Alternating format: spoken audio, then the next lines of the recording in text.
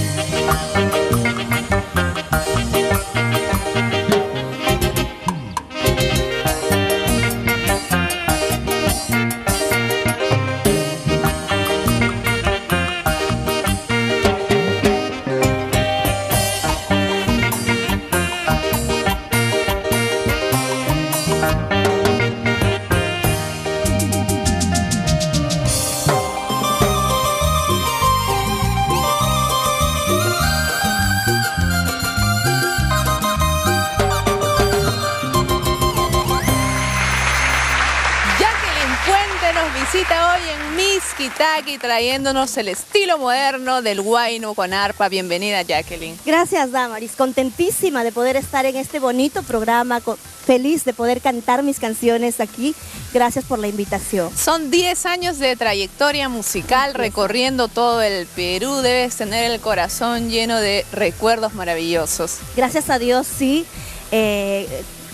Alegre porque cuento con el respaldo de todo el público de todo el Perú. Viajamos a qué sitio no hemos viajado y nos hemos sentido muy queridos, la gente acepta las canciones, nos recibe con los brazos abiertos y para mí eso es una gran satisfacción, Damaris. Muy bien, felicitaciones, Jacqueline. Tú tienes distintos conciertos, pero el día de hoy tienes uno especial. Claro, de aquí nomás nos enrumbamos a la selva central, nos vamos a Villarrica, Chanchamayo, Pichanaki. Para toda la gente linda que están viendo el programa, un saludo, y ya por la nochecita nosotros estamos por allá. Muy bien, felicitaciones, Jacqueline, y a todo tu marco musical viajando por todo el Perú. Hoy en Miskitaki nos vas a cantar esta canción, Sal y Agua. Para todos ustedes. Jacqueline Puente.